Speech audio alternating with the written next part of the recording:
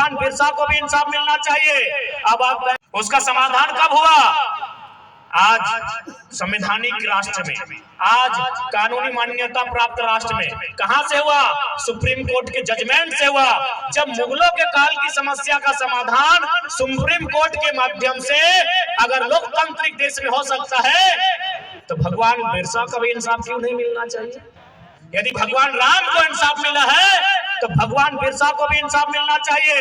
अब आप कहेंगे भगवान बिरसा माने क्या? अरे सिंपल, भगवान बिरसा यानी छोटा नागपुर टेनेंसी एक्ट। भगवान बिरसा मतलब क्या? सीएनटी कानून 1932 का खतियान। अब आप कहेंगे कैसे? अब आप कहेंगे कैसे? तो इतिहास पढ़ने वाले हैं आप। सीएनटी कानून क्यों बना? भगवान बिरसा मुंडा की शहादत के बाद बना, उनके आंदोलन के बाद बना। उनका आंदोलन क्या था? दिकुओं से। दिकु माने क्या? जो इस भूभाग में रहने वाली भाषा को नहीं जानते, जो इस भूभाग में रहने वाले जंगलों, पर्वतों, पहाड़ों को नहीं जानते, जो इस विभाग के फसलों को नहीं जानते, जो बोली चाली व्यवहार को नहीं जानते, वो दिकु है। और भगवान बिरसा की लड़ाई दिकुओं के खिलाफ थी कि हमारे जमीन पर, हमारे जंगल पर उनका कब्जा ना हो। यदि और राम जी की लड़ाई भी जमीन का, राम जी की भी लड़ाई जमीन का और भगवान बिरसा की भी लड़ाई जमीन का। तो यदि सुप्रीम कोर्ट भगवान राम के फैसले को आज लोकतांत्रिक तरीके से हल करते हैं, तो हम चाहेंगे सीएनटी की तमाम जमीनें जिन पर कॉर्पोरेट ने कब्जा किया है, जिन पर बड़े बड़े उद्योगपतियों ने कब्जा किया है, वह मुक्त होनी चाहिए। तभी भगवान बिरसा को भी अधिकार मिलेगा। हमने क्या गलत कहा भैया बताइए? हमने कोई गलत बात रखा? क्या हमने कोई गलत आर्गुमेंट पेश किया? नहीं। भगवान बिरसा की लड़ाई भी जमीन के टुकड़े के लिए थी। उनके मरणोपरांत थी 1908 में सीएनटी का कानून बना है। तो सीएनटी कानून में आने वाली तमाम जमीनें सबसे पहले, चाहे एफसीआई रहे, चाहे हार्ड रहे, चाहे कुछ भी रहे, खाली करनी चाहिए कि नहीं? अरे हम थोड़ी कह रहे हैं भैया, ये तो भारत का संविधान भी कहता है, अनुसूची 9 कहता है कि एक आदिवासी का जमीन आदिवासी नहीं खरीद सकता है, एक दलित का जमीन गैर दलित नहीं खरीद सकता, सॉरी, एक आदिवासी का जमीन गैर आदिवासी सकता है। तो यारा, बलिया, छपरा, दरभंगा वाला कैसे खरीदा जी? कहेर जी क्या गलत है? आए ना, कौन डिबेट करता है हमसे? आए, कौन डिबेट करता है? बैठाइए, डीसी को बैठाइए ना जी, डिप्टी कलेक्टर ऑफ डिस्ट्रिक्ट को बैठाइए ना, आइए डिबेट कीजिए। कानून का कत्ल हमने नहीं किया है, कानून की धज्जियां हमने नहीं उड़ाई है। कानून की धज्जियां उन कलेक्टर ने उड़ाई है, उन कमिश्नर ने उड़ाई है, जिन्होंने सीएनटी के कानून से प्रभावित जमीनों को गैरों को लूटने का मौका दिया। संविधान का कत्ल उन्होंने किया है, क्योंकि संविधान की अनुसूची 9 में साफ साफ लिखा है, सीएनटी की 3 अध्याय, मुझे नाम कंफर्म नहीं हो रहा है, शायद अध्याय 18, अध्याय 8 और 10 या 12 है, जो अनुसूची 9 में शामिल है, जिसमें साफ साफ लिखा है एसटी का जमीन गैर एसटी नहीं खरीदेगा। तो बताइए, जीरा घोड़ा और भूदा में एसटी का जमीन आरा, बलिया, छपरा वाला कैसे खरीदा? आप मत सिखाइए कानून, कानून का बात मत सिखाइए। इन लोग को लगता था कि झारखंडी लोग खाली हड़िया मड़िया करता है। आइए ना, पीएचडी का स्कॉलर खड़ा है आपके सामने, आइए आइए ना, कौन डिबेट करता है? आइए ना, चुनौती देते हैं। अरे झारखंड की नहीं, हम नेशनल मीडिया को चुनौती देते हैं। आइए डिबेट कीजिए, कौन असंवैधानिक, आइए बात कीजिए। माननीय अगर सुप्रीम कोर्ट के आदेश से अगर श्री रामचंद्र को इंसाफ मिलता है, तो माननीय हाईकोर्ट का भी आदेश है कि यदि किसी कॉर्पोरेट ने, यदि किसी कंपनी ने जमीन का अधिग्रहण किया है और वहां यदि कोई काम नहीं होता है, तो रैयत को वापस करना चाहिए। ये हाईकोर्ट का आदेश है। क्यों आप हाईकोर्ट के आदेश का पालन नहीं करेंगे? कानून की बात आप करते हैं, कौन से कानून की बात करते हैं? जिस कानून का आपने मकड़े का जाल बना के रखा है कि छोटा सा मकड़ा फंस जाएगा लेकिन बड़ा मकड़ा चिर के निकल जाएगा। किस कानून की बात करते हैं भाई, आप बताइए।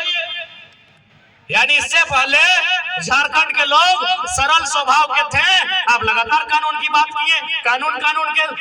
माला में पिरो के रख दिए। आ जाइए, अब किस कानून की बात करते हैं उस कानून पे बात करेंगे।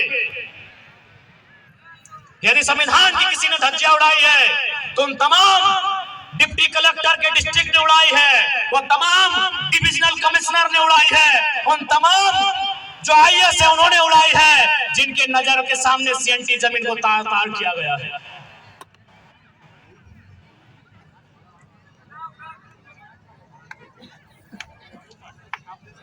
इसलिए कानून का पाठ अब ना पढ़ाए। आज झारखंडी अपने अधिकार को मांगने के लिए खड़ा हुआ है, आज झारखंडी अपने हक को मांगने के लिए खड़ा हुआ है। यदि आप हक अधिकार को समझौते से देते हैं तो ठीक है, नहीं तो याद रखिएगा ये धरती आंदोलन की धरती है। जाइए अंग्रेजों से भी पूछिएगा कि जब बंगाल ने नतमस्तक होकर स्वीकार किया था, जब बिहार ने बक्सर युद्ध के बाद और बंगाल ने बैटल ऑफ प्लासी के बाद अंग्रेजों को स्वीकार किया था, उसी समय हम लोग अंग्रेजों को कभी चुहाड़ विद्रोह में, कभी तमाड़ विद्रोह में बैंड में 1 नंबर कराए हैं। अंग्रेजों से पूछ के आइएगा, पूछ के आइएगा। Battle of Plassey 1757, battle of Buxar 1764, एक बंगाल में दूसरा बिहार में, और दोनों बार अंग्रेजों ने धूल चटाया था।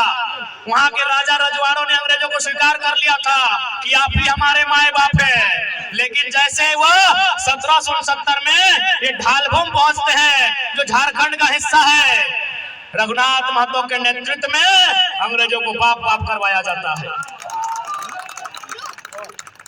इसलिए देखिए झारखंडी, हमारी लड़ाई कोई गलत नहीं है, कोई बाहरी भीतरी का एंगल नहीं है।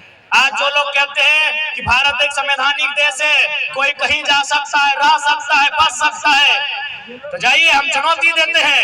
नागालैंड जाइए ना, जाइए नागालैंड जाइए।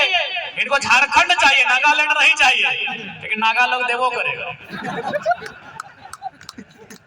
नागालैंड जो भारतीय संविधान 371A में जिसको एक स्पेशल राज्य का दर्जा देते हुए लिखा गया है, एकदम साफ साफ लिखा है कि नागाओं की प्रथाओं को चुनौती संसद भी नहीं दे सकती है। यानी जहां देश का प्रधानमंत्री बैठता हो, जहां देश का सर्वोच्च रहनुमा राष्ट्रपति बैठते हो, वो भी चुनौती नहीं देगा नागालैंड को। यदि नागालैंड को चुनौती देना है तो नागालैंड की विधानसभा से पूछना होगा, परमिशन लेना होगा। ये है नागाओं का कानून। आप संविधान की बात करते हैं, कहे नागालैंड अलग देश में है क्या?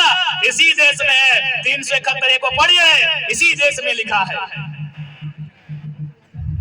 कि संसद कोई कुछ नहीं करेगा वहां। अगर कुछ करना हो तो विधानसभा से पूछ के करेगा। इसलिए कोई हमारी लड़ाई गलत नहीं है। आज यही भेलाटाल से हमारे शक्ति आए हैं।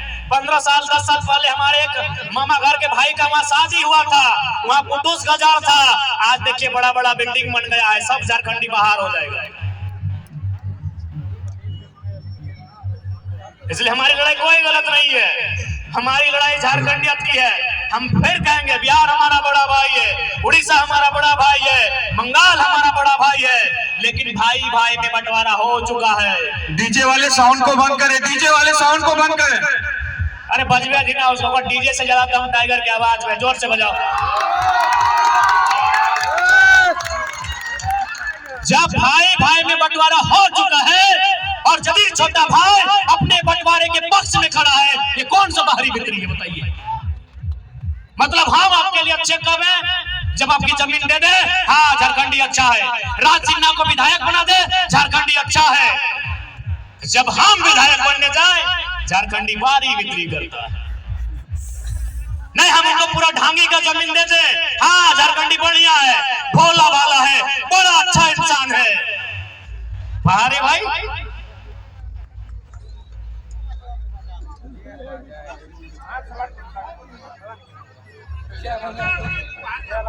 भोली श्रमिक नगर तो लगभग 99% बाहरी लोग ले चुका है।